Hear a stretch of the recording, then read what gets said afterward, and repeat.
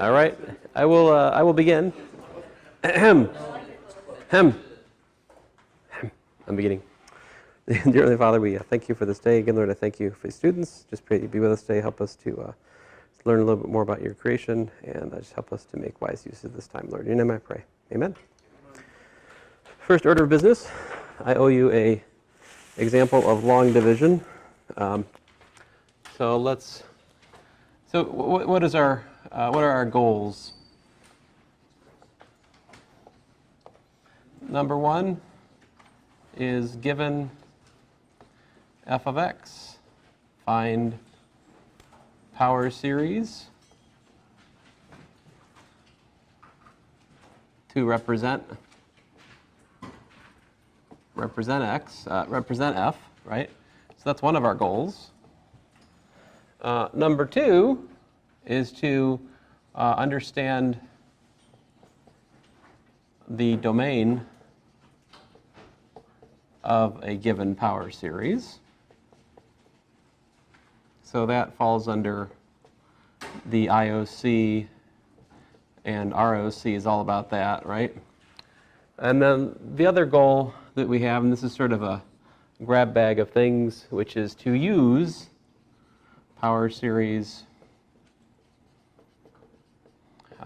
to solve problems. And so this more or less captures most of what we're doing. We spend a lot of time on item one because actually constructing a power series for a given function is, well, generally kind of challenging. So I'm going to focus here on one for a bit here. So example one, let's try to find the so-called Maclaurin series for f of x equals to tangent x. So what's one way you can find the power series? You can just find the derivatives, right, and use the Taylor's polynomials to start constructing it. So I'll do that to start with. So one way we could do this would be, so let's see here, f prime of x is what? All right. And what's f prime prime of x?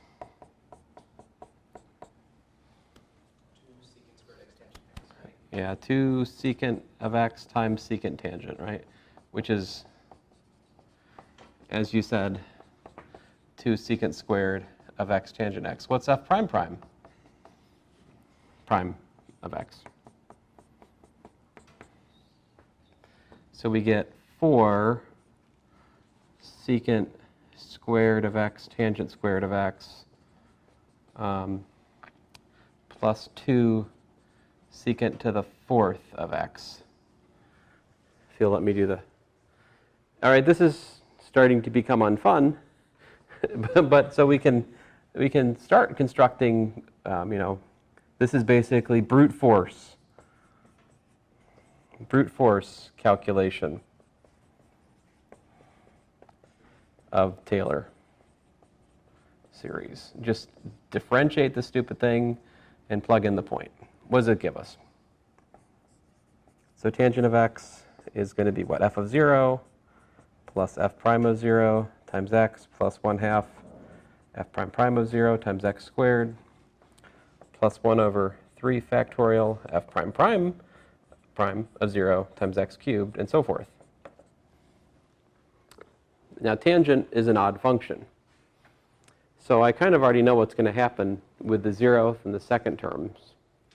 Right? They're going to be 0 because odd function should have an odd power expansion. And what is f of 0? Right. So in fact we get tangent of x is equal to, let's see here, f prime of 0 is what? That's 1, right? So this says f prime of 0 is secant squared of 0, also known as 1. Now this one gives us f prime prime of 0 is 0, and this guy says that f prime prime prime of 0 is what? Yeah, just 2. All right, so what do we got? What's going on here? We've got x looks like plus 2 over 3 factorial x cubed plus stuff, right? So apparently, here's the first two terms in the Maclaurin series, two non-trivial terms, x plus 1/3 x cubed.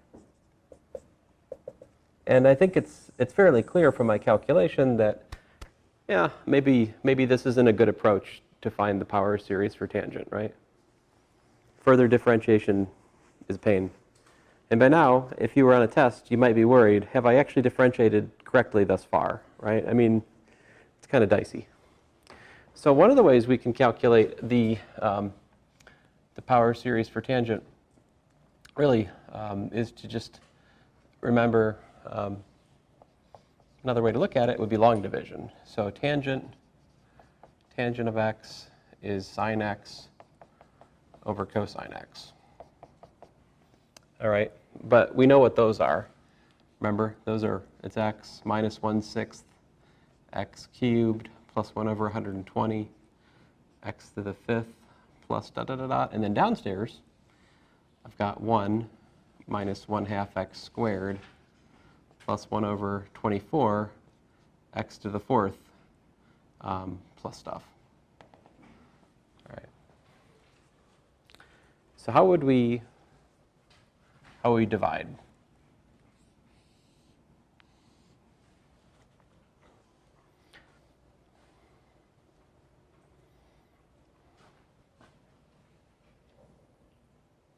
I put the x minus 1/6 x cubed, right, plus 1 over 120 x to the 5th in here, right? And then I put what I'm dividing by over here. And then the rules for long division, it's much akin to what you already know from, elementary school. What you got to do is you got to think about, what do I need to multiply this divisor by, right, in order to create the leading thing over here, which happens to be x, in this way of thinking. How do I get that x?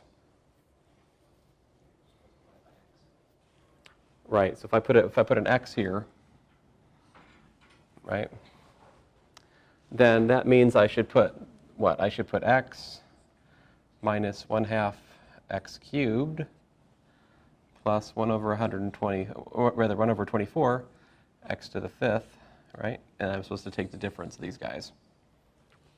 Okay, so I get, what do I get? I get a half. What's a half minus a sixth? Half minus a sixth is 2/6, right? So that's 1/3. So I get 1/3 x cubed, because a half minus a sixth is a third. And then I need to calculate 1 over 120 minus 1 over 24, right? What's that going to be? 5 times 24 is 120, right? So this is really 5 over 120. So that's minus 4 over 120, also known as minus 1 over 30 x to the 5th.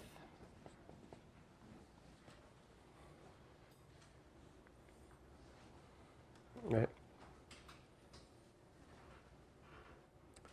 Okay, great. Now what's next? I asked myself the question, what do I need to multiply my divisor by in order to get a 1/3 x cubed? Do what? It's kind of stupid here. This one's easy. Plus 1/3 x cubed, right?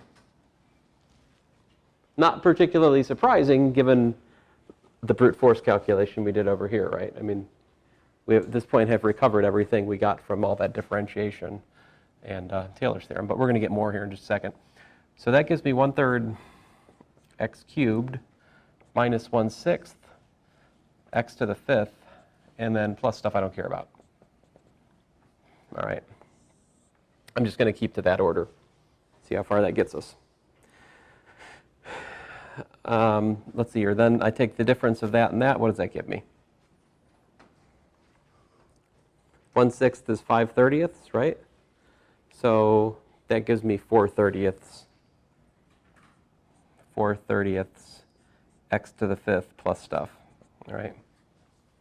So the next term that we get is plus, that's, of course, that's 2/15, right? So plus 2/15 x to the 5th.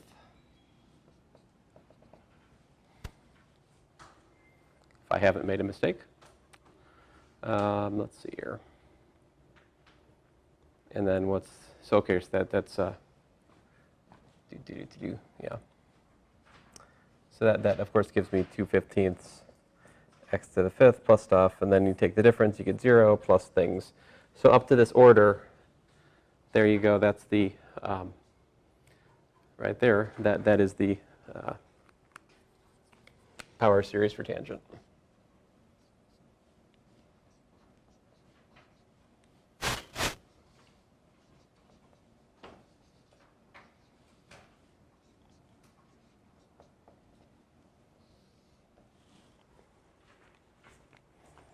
So long division of series is something we can do, and sometimes it's helpful.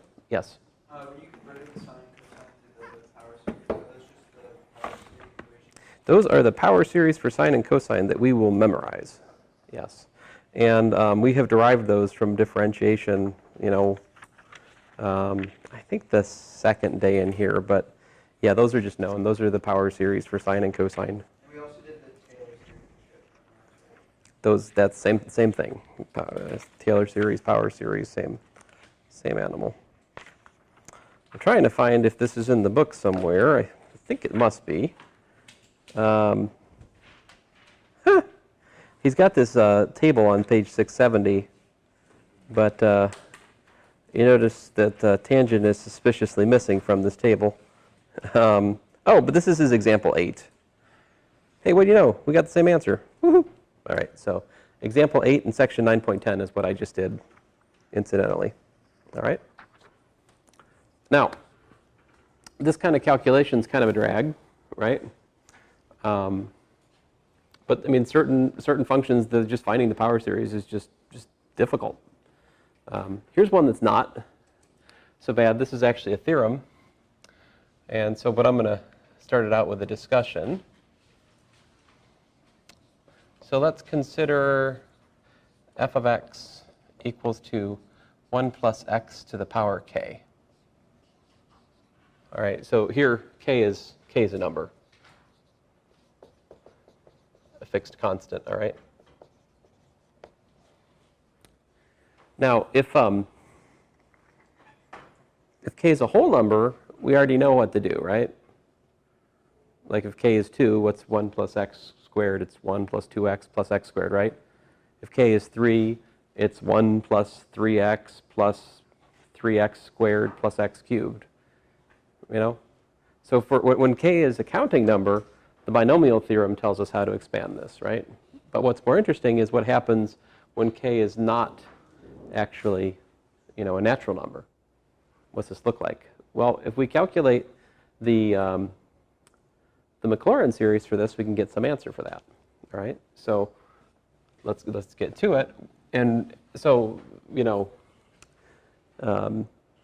we're just going to take the brute force approach here, but it's not too bad because the formula is relatively simple.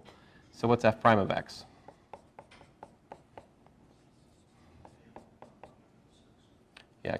K times 1 plus x times k minus to the k minus 1, right? So what's f prime prime of x? K times k minus 1 times 1 plus x to the what? K minus 2. What's f prime prime prime? Third derivative of x. It's what?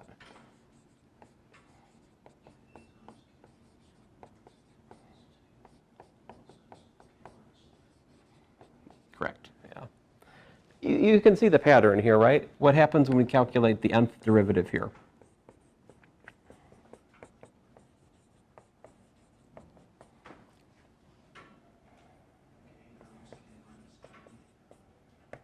How far do we get to the what? we don't get to n, right? You notice the pattern? The third derivative has k minus 2. The second derivative has k minus 1, right? So we stop at k minus n minus 1, parentheses, important there.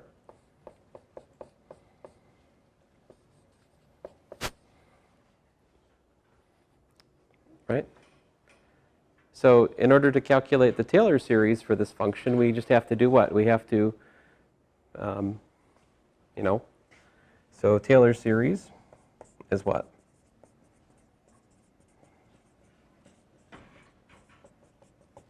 It's going to be the 1 plus x to the k is supposed to be equal to the sum, n equals 0 to infinity of what? This thing, right? F, the nth derivative evaluated at 0 divided by n factorial times x to the n, right? Hence, 1 plus x to the k is equal to the sum, n equals 0 to infinity of, well, k times k minus 1 times k minus 2 times k minus parentheses n minus 1, right? All divided by n factorial x to the power n. This result, we put a box around it, has a name. This is called the binomial series. So the binomial series we can derive with not too much effort, really. And this tells us how to raise something to like the 3.2 power. You know, what would 1 plus x to the 3.2 power look like? It's actually an unending sum. Okay. What happens to this formula? What happens to this formula if you put like 1 plus x? What happens if we put k equals 2 to this formula? What would happen if k equals 2?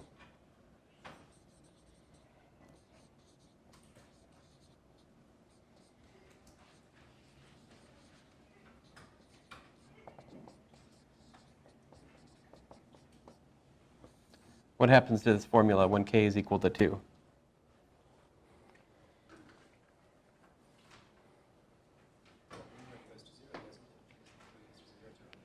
Right?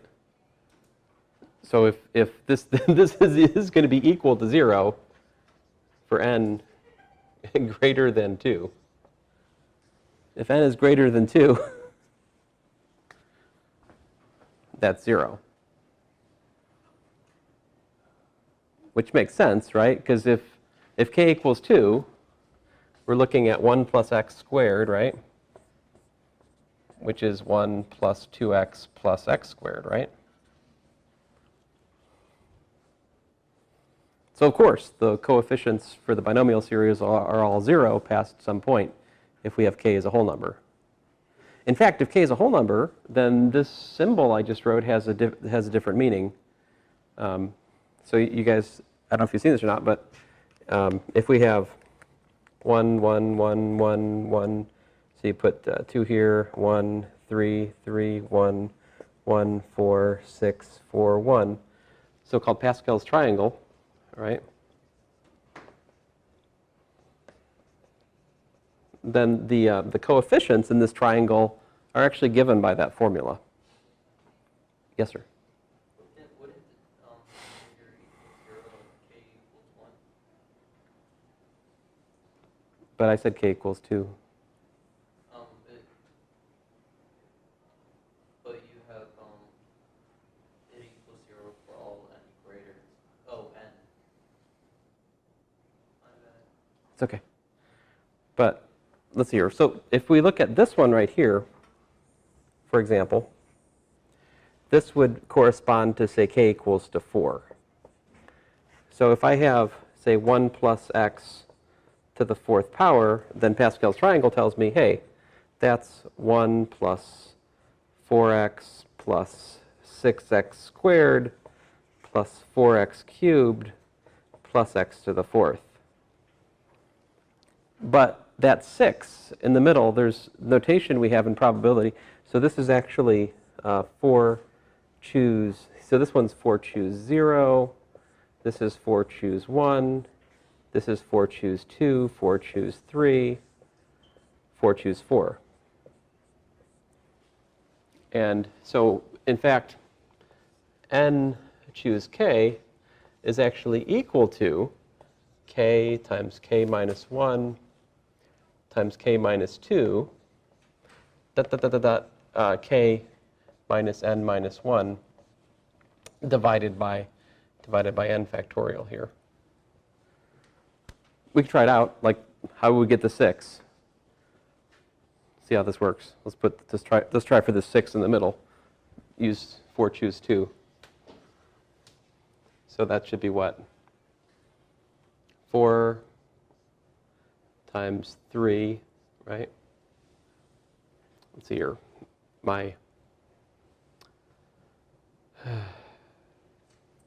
Oh, I'm sorry, I can't do math.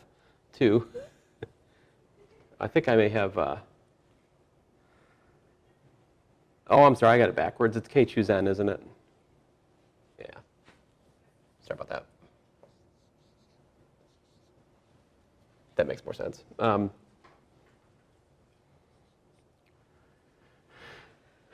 see here, k choose n.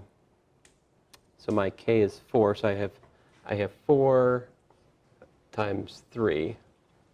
If n equals to 2, then I'm looking at 2 minus 1 is 1, 4 minus 1 is 3, so it stops there. This 3 is that term in the formula. And n is what? 2, so 2 factorial, which is what? 12 over 2, which, no accident, there's your 6. So in the case of whole numbers, the coefficients to the binomial expansion have this connection with problems of counting. The reason that's called n choose k is because it's what? The number of ways you can choose n things from k things, I think without repeats, if I remember right. But I'm not good at counting, so don't listen to me. But anyway, this is Pascal's triangle. But the most interesting thing here is, of course, the case that k is not a whole number. Right? Apparently, if k is not a whole number, then this binomial series takes over, and it's a genuine series, right? So this is not usually useful. We would like to, say, replace that with the following for our ooh, why was I using that? My apologies. So it's helpful to kind of just rewrite the result with u's. So this is the binomial series.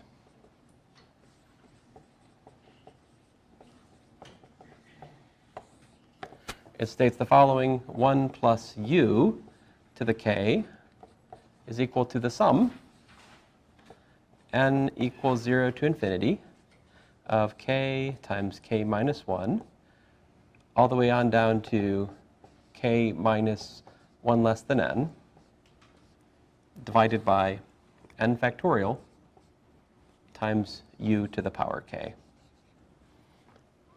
Now, like all of our standard examples, it's helpful to remember the first 3 terms. The first 3 terms in this are 1 plus ku, and then the next one's kind of interesting. It's 1/2 k times k minus 1 u squared.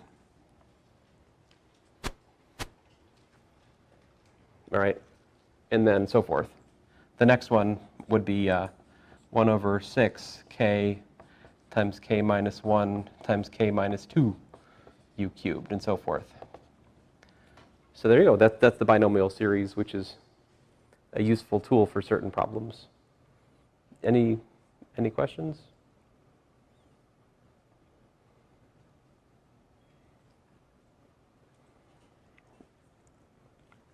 Let's see here. Example 3, I suppose. Let's put it into practice. Let's find the power series for 1 plus x squared to the 1/2 power. And let's just find the first 3 non-trivial terms. So what I'm going to do is I'm going to say, okay, so that's really 1 plus 1/2 u plus 1/2 of 1/2 times 1/2 minus 1 u squared. That's 3 terms, so I'll stop there. My u is what? So here I'm identifying its binomial with k equals to 1/2 and u equals to x squared, apparently. So that, plug that in here, I've got 1 plus 1/2 x squared. What's 1/2 minus 1? It's minus 1/2. So this gives me minus 1/8 x to the 4th. There you go.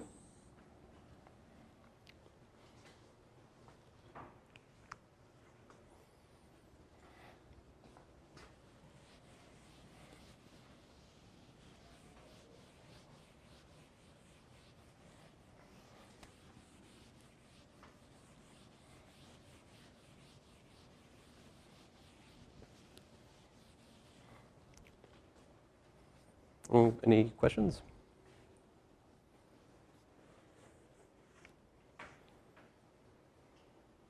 No? All right. Let's see here.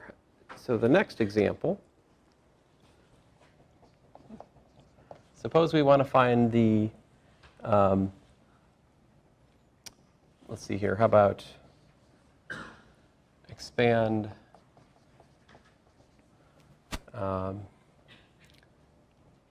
sine x over the square root of 1 minus x cubed, first 3 non-trivial terms, centered about 0.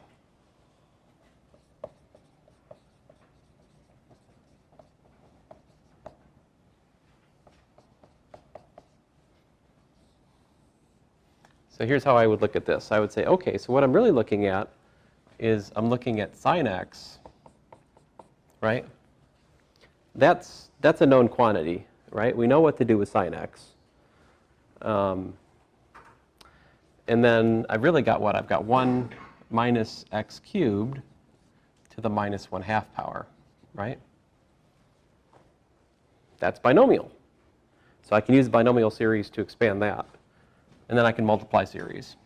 So this is x minus 1/6 x cubed plus 1 over 120 x to the 5th plus dot dot dot dot. And then what are the first couple terms in the 1 minus x cubed to the minus 1/2? Well, that's, let's see here, maybe let me do it up here just to, so I got 1 minus x cubed to the minus 1/2. So that's supposed to be 1 plus ku plus 1/2 k times k minus 1 u squared plus dot dot dot dot. And we're going to put k equals to minus 1/2, and we're going to put u equal to minus x cubed in this case. So what does that actually give me? Well, I'll start it out. 1, easy enough. Then it looks like minus and minus gives me a plus, right? So I get plus 1/2 x cubed. And then I've got, what's this? 1/2 minus 1/2. And then what's minus 1/2 minus 1? That's minus 3/2, yeah? So it looks like I got plus 3/8.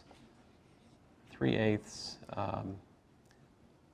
Let's see here. X cubed squared is x to the 6th.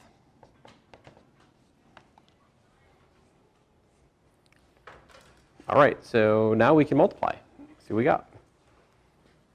What's the lowest order term?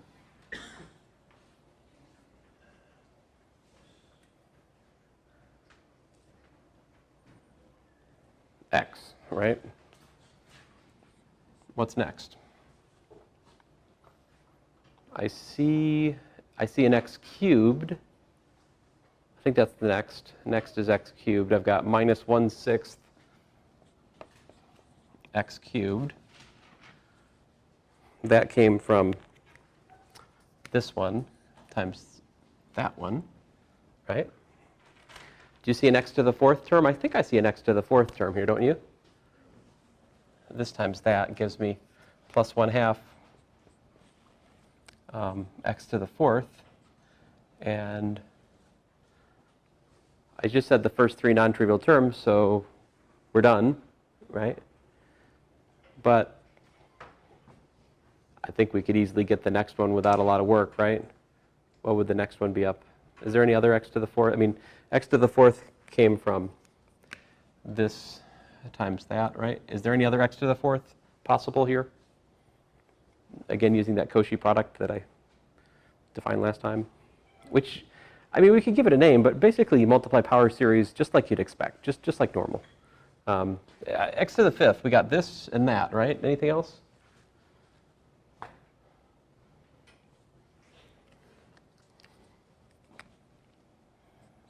So I guess we just got over 1 over 120 x to the fifth, and I think,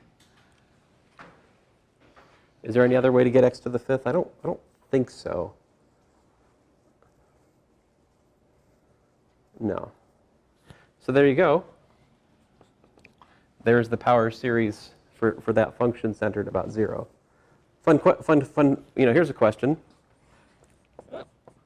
F of x is sine x over the square root of 1 minus x cubed, all right? Find the fifth derivative evaluated at 0 for this function.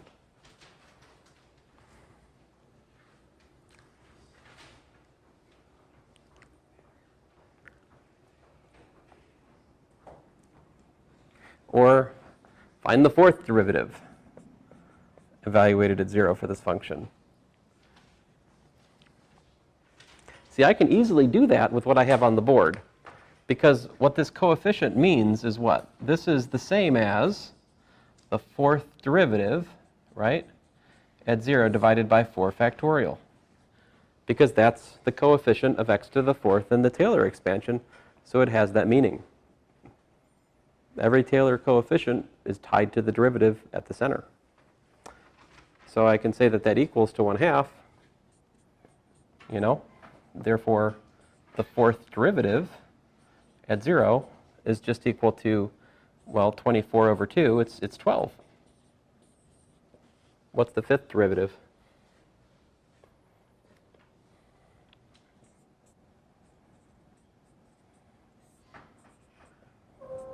It's this. In other words, the fifth derivative is just 1. I don't understand how you can. How did you do that again? How did you say 1/2 is equal to the fourth derivative? We have a theorem.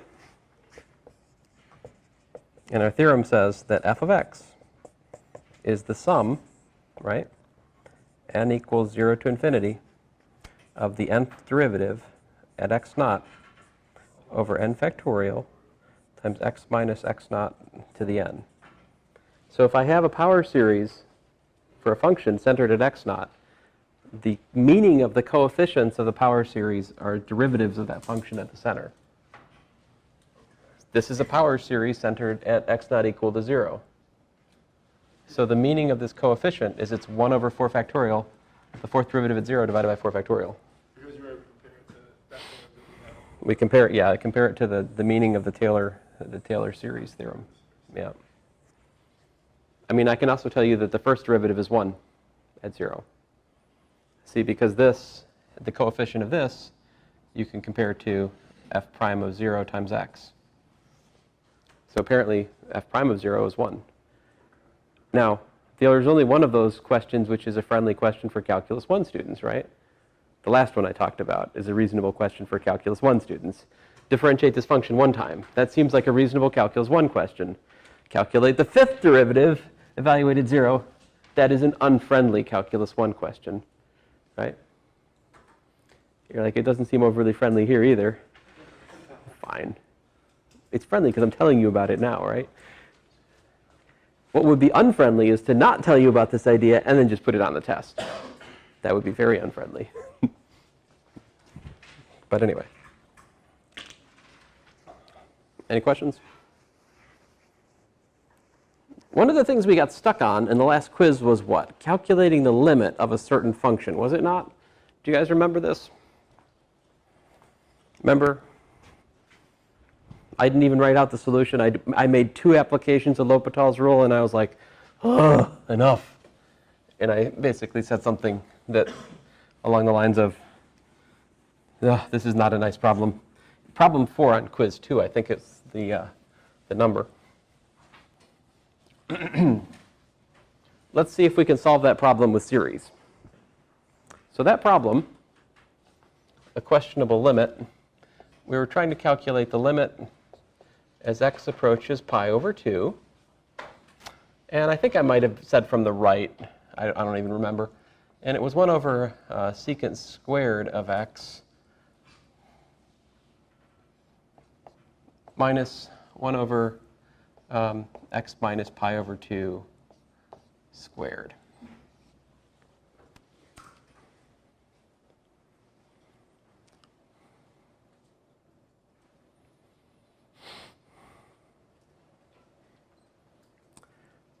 So, oh wait a minute, no, not that. That one's not bad. That's just infinity. Secant's what? 1 over cosine, right? So I think there was no, it wasn't 1 over secant squared, it was just secant squared, right? Yeah. Yeah.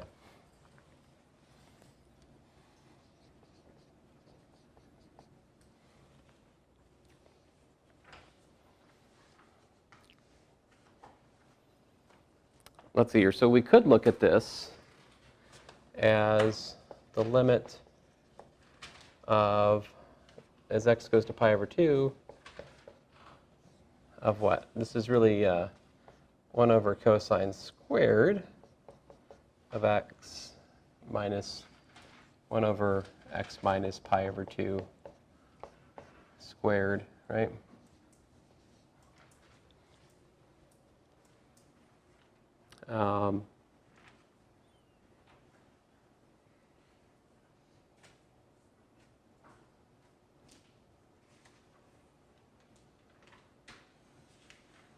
Let's see here. I'm not sure I know the absolute best way to approach this. Let's try something though. So I think this was seeming like a good entering move. It may or may not be. We'll,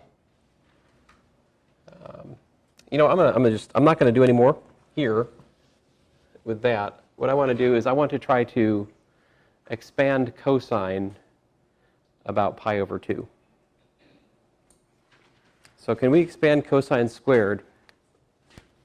And let's see if that gives us any kind of insight here. Expand cosine squared of x about pi over 2. So that's a good problem. How would we do that? Yeah. Substitute. So like we know what the expansion of cosine is, and that's really like cosine of x squared, right? So like, can't we substitute that and like kind of rewrite it? Maybe. So I mean, cosine squared of x is cosine of x quantity squared, I think you were saying, right? Yeah, I suppose so. And then, but the thing is, we're trying to expand about pi over 2, right? So that would be, yeah, cosine of x minus pi over 2 plus pi over 2. I suppose we could do that.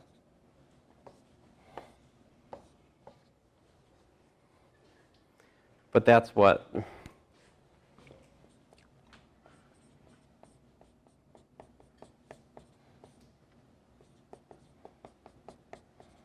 Oh, I'm sorry. Adding angles for cosine, right?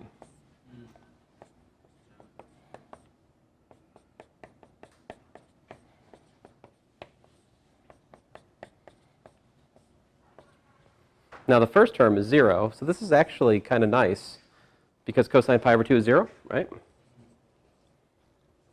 And so this is actually, well, apparently this is actually just sine squared of x minus pi over 2. Or let me just say sine of x minus pi over 2 squared. Sine of pi over 2 is 1, right? So that this is 0. So when I square this, it's just squaring the second thing. So we get, this is really not surprising, right? Because we all know that cosine of x is equal to the sine of x minus pi over 2. Am I right? This is geometrically obvious, right? Because the graph of sine is what? What happens if you shift this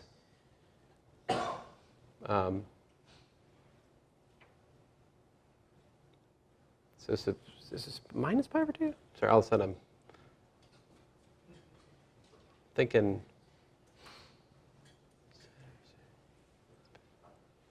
huh? Minus pi over 6. Oh, look, I forgot my minus. It's minus, right? Thank you, that's better. Yeah, what I wrote was not wrong. I was getting really confused because if I look at the graph of sine and I try to shift pi over 2 to the right, it didn't give me cosine, right? But it's minus sine. If we graph minus sine, this thing, right? If you shift that, did I do minus sine just now? Yeah, it's minus sine of x. And if I take that and I shift, I gotta keep going here, shift that pi over 2 to the right, which is what that is, that gives me cosine. So if you go back to your pre-calculus, you should be able to understand why cosine of x is minus the sine of pi, the sine of x minus pi over 2, just from shifting the graph of minus sine pi over 2 to the right, right? But we're squaring, so that minus gets killed anyway, it doesn't matter. Now that, what's this? This is x minus pi over 2, right? Parentheses, minus 1/6 x minus pi over 2 cubed, plus stuff. All of that squared.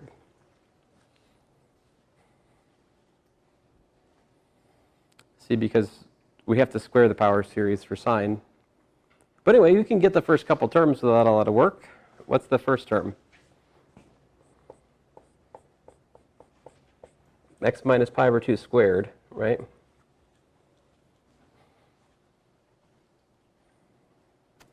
what's next?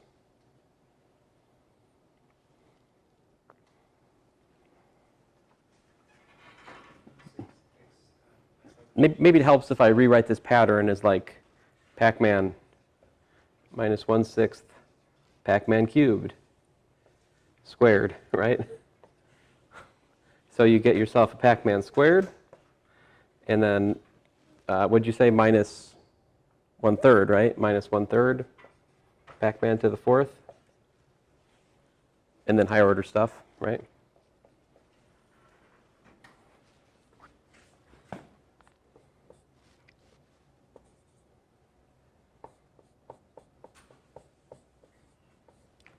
What did I say, to the 4th power, right? Is there anything? I think those are the lowest 2-order terms there.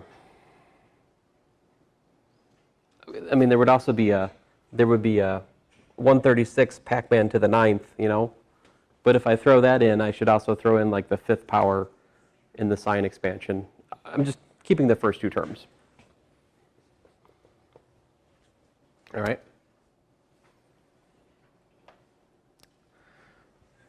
So then what?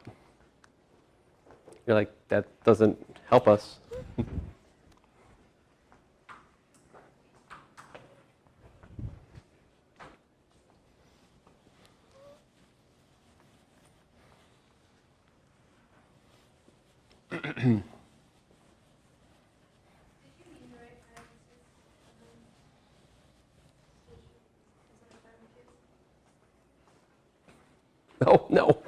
That's definitely a 2. Sorry about that. Yeah, very good. Okay, so what we have, what we got? Limit as x goes to pi over 2 of, what are we looking at here? Secant squared of x minus 1 over x minus pi over 2 squared, all right? That is actually the limit as x goes to pi over 2. And let's see here, that's 1 over, what do we got? We got 1 over, this 1 over secant squared is actually 1 over cosine squared, which is actually represented by x minus pi over 2 squared, yeah? Minus 1/3 x minus pi over 2, what was it, to the 4th power? Plus stuff. So there's a power series approximation of this secant squared term. And maybe that helps.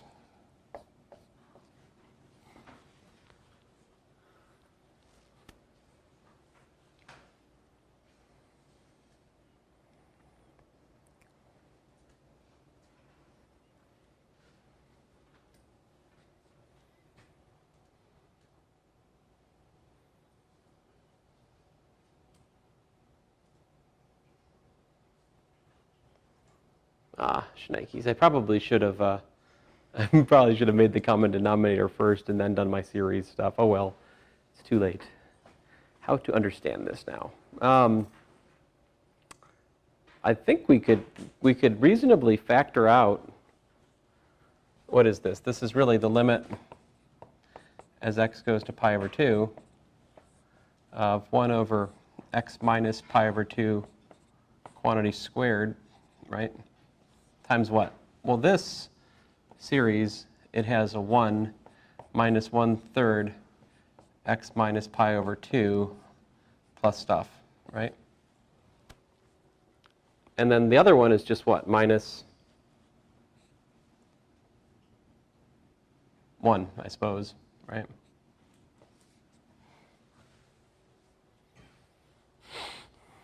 So if we make a common denominator there, what does it look like?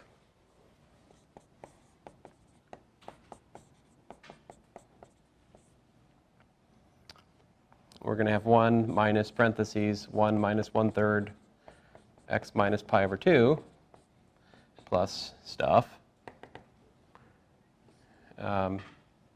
Oh, and you guys got to keep me honest. What am I missing there? Something very important.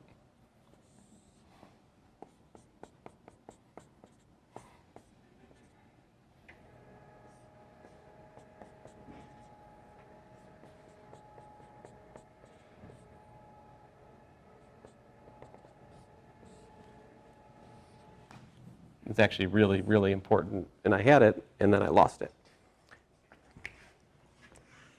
4, right? 4.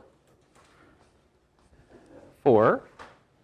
This is when I factor out a square, which I have left over here. I should still have a square, right?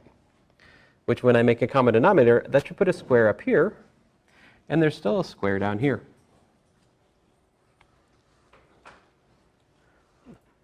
So what happens?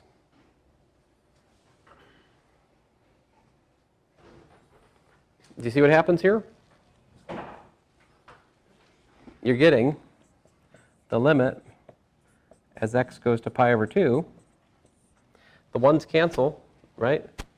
And we get 1/3 x minus pi over 2 squared plus things higher order and x minus pi over 2 divided by x minus pi over 2 squared times 1 minus 1/3 x minus pi over 2 squared. At this point, we can cancel the x minus pi over 2 because there's a common one up here and down here. And everything up here has higher order than that. So there's x minus pi over 2's to cancel there too. I mean, there's always x minus 2 higher order power up here in what I haven't written. So the point is these can cancel, and we're just left with the limit as x goes to pi over 2 of 1/3 over 1 minus 1/3 plus stuff minus pi over 2 squared plus dot dot dot dot. Now what happens as we take the limit as x goes to pi over 2?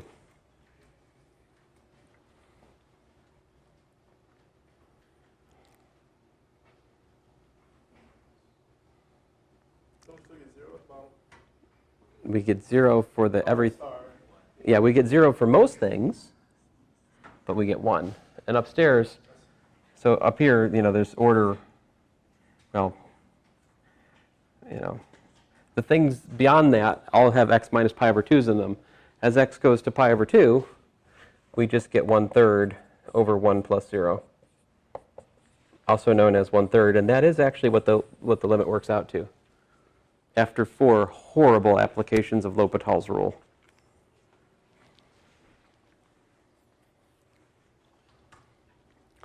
This is actually one of the more important applications of Taylor series, is they allow us to resolve limits which are delicate. But the story is the same. We take the function that's complicated and we replace it with an appropriate expansion about a point, and somehow the algebra simplifies. Now, I'm not sure that the way I did this calculation is actually optimal. Like, there's probably a better way to get through this without so much work. Yeah? Any ideas?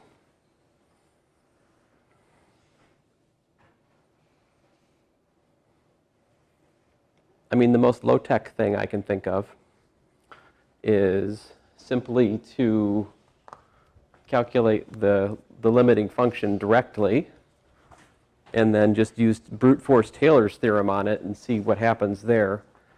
If I, but the thing is, if I do that, well, I'm not sure that actually is tenable. I mean, this is a way to do it anyway, so I'm content with that at the moment. But you can think about whether or not there's a way to, I mean, is this just an intrinsically difficult example? Is there no way to do this really nicely? Or have I found a reasonable, nice way to do it? Is there a better way to package this calculation to find how to simplify this about pi over 2? I don't know.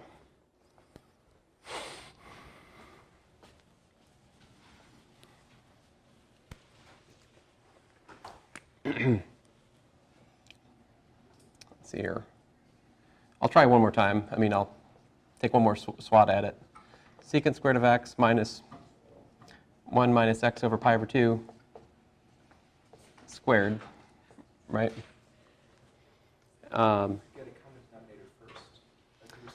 Yeah, I was thinking that might be helpful. So this is 1 over x. So this is probably the smart way to do it, would be to factor this out, leave it alone, and whatever's left would be x minus pi over 2 squared minus 1. Well, excuse me, minus, there's a secant squared here, isn't there? that can't just disappear. That's there. But see, that's just, I just created that there, and then of course this is minus 1. And then focus on this piece, call this thing g, and find the power series expansion of that about pi over 2. See, what would g prime of x be?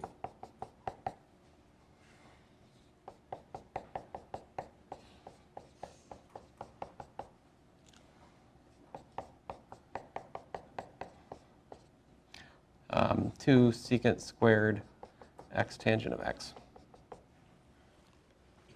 But then what's, well, that's problematic, you see, because that's still got the same problem, because pi over 2 I can't plug into that. That doesn't really help.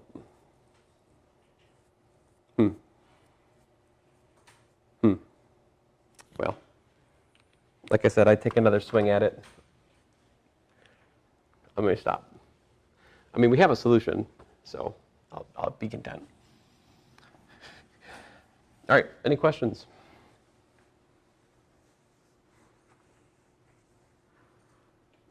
All right. Let's see here.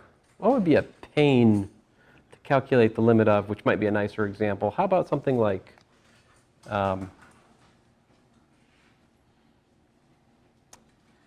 how about x squared times the sine of 1 over x limit as x goes to 0 from the right.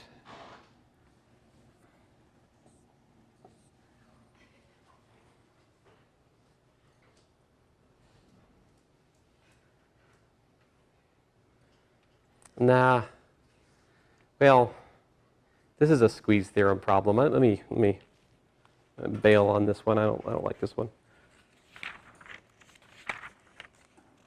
And see if I can find a decent problem in here.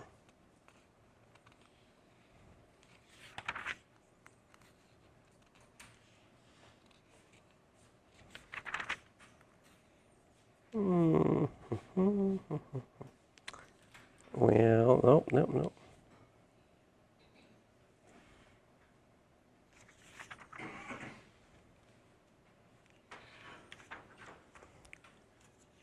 Are there any problems like this in the text? Limits, calculating limits using series? I haven't seen any. I don't think there were any deal. Well, that is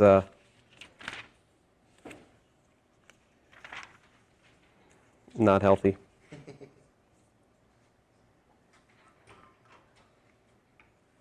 But the other text has them. Yeah, probably. Something like this is a little bit easier. Limit as x goes to 0 from the right. Something like sine of x squared over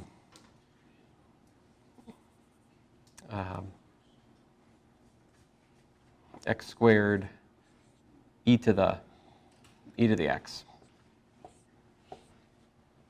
Now, of course, you could you could solve this using L'Hopital's rule, right?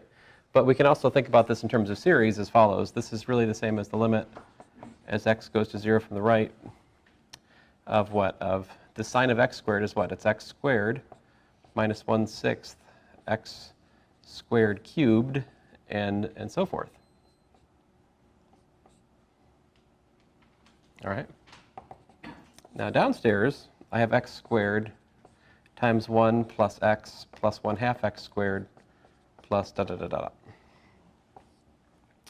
And so the cool thing with series, if you use them, is, of course, upstairs this is really 1/6 x to the 6th as it happens here, right?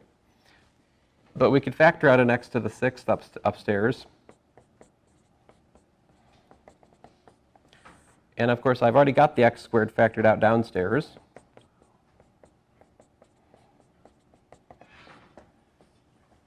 And so the x squareds cancel, and we're left with